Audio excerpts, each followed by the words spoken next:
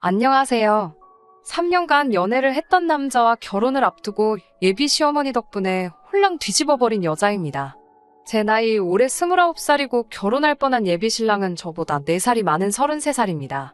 연애를 워낙에 길게 하기도 했고 예비 신랑이나 저나 결혼 정년기나 마찬가지였고 예비 시부모님들은 오히려 예비 신랑이 저를 만나느라 혼기를 다 놓치고 있다고 생각을 하셨다니 저도 예비 신랑의 적당한 프로포즈에 응하고 결혼 준비를 시작하고 있었습니다.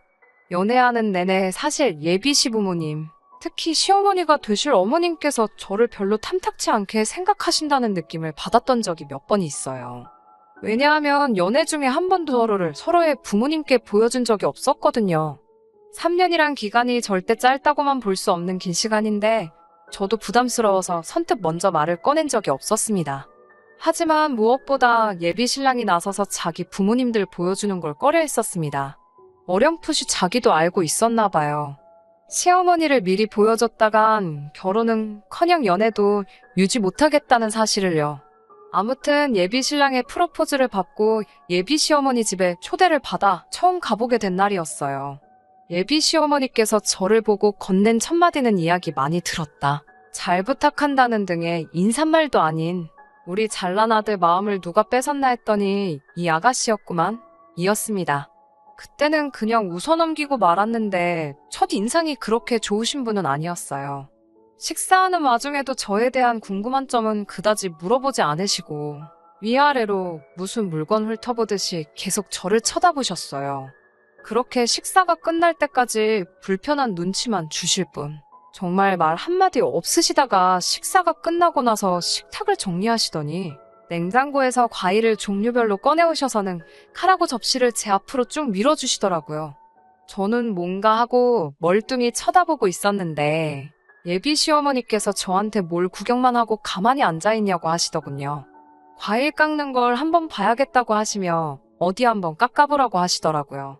저도 깎으라고 무조건 과일 깎는 그런 사람도 아니었고 사실 이런 것들은 이미 먼저 시집간 친구들에게서 들은 이야기도 있고 해서 암만 시어머니 되실 분이 시킨다고 원하는 대로 할 생각도 없었어요. 단지 설마 했지만 제 시어머니 되실 분이 저한테 이런 걸 시키실 거란 생각을 하지 못했죠. 어머님께 어머님, 저는 과일을 껍질째 먹어요. 예랑이가 자기는 과일을 깎아 먹는다고 해서 저희끼리는 과일 먹을 때 깎아 먹을 사람은 직접 깎아 먹기로 했어요. 라고 말씀드리고 과일 접시를 예비 신랑 쪽으로 쭉 밀어버렸어요. 실제로 예비 신랑과는 연애하던 기간에 말했던 이야기이기도 했고 예비 신랑도 자기 어머니의 의도를 눈치챘는지 적당히 저에게 맞장구를 쳐주며 그렇게 하기로 했다고 넌지시 웃으며 상황을 넘기더라고요. 예비 시어머니께서는 그 길로 예비 신랑 앞으로 넘어간 과일 접시를 다시 뺏어오시더니 인상을 잔뜩 찌푸리시고는 아무 말도 없이 과일을 손수 깎아주시더라고요. 예비 시어머니가 깎아놓은 과일을 한두 개 집어먹을 때 도끼 눈으로 저를 노려보셨지만 저는 아무것도 모르는 척 과일을 먹었어요. 예비 시어머니께서 그런 식의 행동을 보인 건 예상이었지만 예비 신랑이 나쁜 사람은 절대 아니었어요. 좋은 사람이었기 때문에 프로포즈에 승낙을 한 것이고 연애도 길게 유지할 수 있었지요. 예비 신랑이 우리 집에 처음 인사드리러 온 날 정말 저희 부모님께도 싹싹하게 잘했어요. 제 여동생한테도 정말 넉살맞게 잘했고 집에 갈 때쯤이 되니까 제 동생은 이미 예비 신랑을 형부라고 부르면서 잘 따르더라고요. 저희 부모님도 예비 신랑을 굉장히 마음에 들어 하셨고 부모님까지 좋아해 주시니 저도 당연히 이 사람과 결혼하게 될 것이라고 생각했었지요. 그리고 얼마 전 처음 양가상견례 날이 되었습니다. 저희 부모님께서도 신경을 많이 쓰셨고 이왕 식사 자리 잡는 거 좋은 데서 하는 게 어떻겠냐는 말에 서울 중심가에 있는 유명 호텔 레스토랑에 힘들게 예약을 잡게 되었습니다. 예약이 끝난 후 예비 신랑에게 장소를 말해줬는데 몇 시간 있다가 저에게 전화가 오더라고요. 그러고선 하는 말이 장소를 조금 변경했으면 좋겠다고 하시더라고요. 예비 시어머니께서 원하시던 장소는 고깃집이었어요. 시부모님께서 잘 아는 곳이 있다고 본인이 예약을 잡아놓을 테니 거기서 하자고 하시더군요. 적어도 저희는 그 장소가 조금 독립된 공간이 따로 있는 사적인 대화를 나눌 수 있는 루명식의 고깃집일 거라 생각을 했어요. 그런데 도착한 장소는 그냥 예비시댁에서 가까운 곳에 위치한 가든형 고깃집이었습니다. 아무리 원하는 음식을 드시는 게 더 좋다고 한들 그래도 양가 부모님께서 처음 만나는 상견례 자리이니만큼 어느 정도는 조용한 곳이었으면 했는데 그래도 엄청 유명한 맛집이기는 한지 초저녁 시간대였는데도 가게에는 발 디딜 틈도 없이 손님이 가득했습니다. 아무래도 장소가 의외의 장소이다 보니 예비 시어머니께서는 호텔 같은 데서 알지도 모르는 요리 먹으면서 어색한 것보다 이렇게 확실하게 맛있는 음식 먹는 게 낫지 않겠냐며 말을 하시더라고요. 누가 봐도 본인께서 먹고 싶은 음식집으로 고른 거라는 느낌을 지울 수가 없었어요. 좋아하는 음식 드시는 것도 좋지만 자리에서 챙겨야 할 격식이나 경우 같은 건 전혀 고려하지 않고 고른 곳이었죠. 저희 가족은 부모님과 저 이렇게 3명이 참석했고 예비신랑 가족은 부모님 포함 예비신랑 위로 있는 형까지 데리고 나왔더라고요. 처음에 서로 인사하고 따님 잘 키우셨다. 아니다. 아드님도 잘 키우셨다 하면서 서로 덕담 나누고 시작했어요. 그때까지만 해도 분위기가 좋았는데 예비 시어머니께서 저희 어머니한테 예비사도는 고기를 참 많이 드셨나 보다. 고기를 많이 드셔서 빵점짜리 어머니가 되셨나 보네. 이러더라고요. 그러면서 괜히 고깃집에 데려온 게 아닌가 몰라 하면서 깔깔 웃더라고요. 무슨 소린가 싶었어요. 방금까지 서로 자식들 잘 키우셨다 나누던 분이 갑자기 저희 어머니한테 빵점 어머니라는 말을 하시다니요. 무슨 소린가 했더니 진짜인지는 모르겠는데 무슨 육류가 산성음식이고 산성음식을 많이 먹으면 나를 낳는다나 어쩐다나 한다고 하더래요. 그래서 저희 아버지가 먹을 고기까지 어머니가 다 뺏어 드셔서 딸만 둘 낳았다 이 말을 하고 싶었나 보더라고요. 그러면서 자기는 아들이 둘이나 있으니 100점을 2번 받아서 200점짜리 엄마라고 하더라고요. 우리 어머니 딸만 낳은 걸 비하하려고 하는 그 말에 저희가 반응도 하기 전에 곧바로 다음에 이어하시는 말도 어이가 없었습니다. 저에게 여동생이 있다는 사실을 들었는데 왜 자리에 데리고 나오지 않았느냐 물어보시더라고요. 취직 준비하느라 시험을 앞두고 있어서 못 나왔다는 설명을 드리니 이왕 나온 김에 우리 첫째도 장가를 보내려나 했는데 라고 하시며 아쉬워하셨어요. 예비 신랑의 형, 아주버님 되실 분이 아직 결혼을 안 하셨는데 요즘 겹사돈 신경 쓰냐고 이참에 오늘 제 여동생과 아주버님 되실 분을 이어주고 상견례 2번 할 것을 한 번에 끝내려고 했는데 생각처럼 되는 일이 없다고 껄껄 웃으시더라고요. 그 말에 저는 물론 저희 부모님도 표정이 몹시 안 좋아지셨는데 그걸 눈치채셨는지 농담 삼아 한 말인데 왜 그렇게 심각하게 받아들이시냐고 너스레를 떨며 어물쩍 넘기려고 했어요. 그래도 최소한의 눈치는 있는 것 같더라고요. 그러고 나서는 아들 자랑에 여념이 없었습니다. 우리 잘생긴 아들 하면서 칭찬을 하시는데 제 남편 될 사람 외모를 가지고 제가 잘생겼나 못생겼나 하는 것도 그렇지만 객관적으로 봤을 때 그냥 평범한 정도거든요. 키도 여자인 저랑 비슷한 편이고 괜찮은 회사 다니고 있기는 하지만 그렇다고 아들에게 자부심을 느낄 정도의 엄청난 회사는 아니었어요.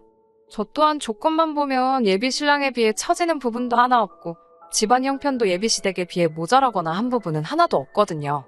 그런데도 멈추지 않고 저보고 시집 잘 오는 거라는 식으로 말하는 모습에 뭐 저렇게 호들갑이신가 하는 생각이 들었습니다. 그러고 있다가 얼마 안 있어서 주문한 고기가 나오기 시작했습니다.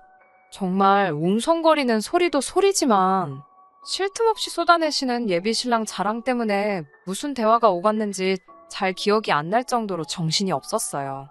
양가 어른들이 첫 만나는 자리에 중요한 이야기 오고 가기에는 어울리는 장소는 아니었지만 웅성거리는 실내와 손님 수가 이해가 될 정도로 지역에서 유명한 맛집인 사실은 분명했어요.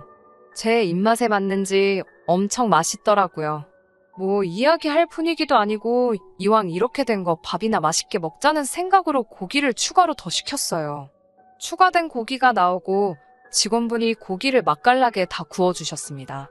다 익어서 먹어도 된다고 하는 말에 팔을 뻗어 고기 쪽으로 향하니 시어머니 되실 분이 자기 젓가락으로 제 젓가락을 탁 쳐내더라고요.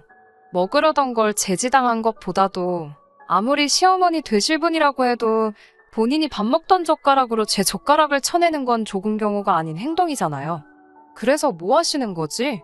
하는 표정으로 예비 시어머니를 쳐다봤습니다. 그러더니 하시는 말이 너도 너희 어머니같이 빵점짜리 엄마가 되고 싶은 거냐고 고기 좀 그만 먹으라고 하더라고요. 산성 음식인 고기는 남자인 우리 아들이 많이 먹어야 하고 여자가 앞으로 아들 낳으려면 알칼리성 음식 위주로 먹어야 한다고 말하며 너는 나 같은 1등 며느리 되고 싶으면 이런 거나 열심히 먹으라고 쌈채소가 들어있는 바구니를 제 앞에다가 툭 던져주더라고요.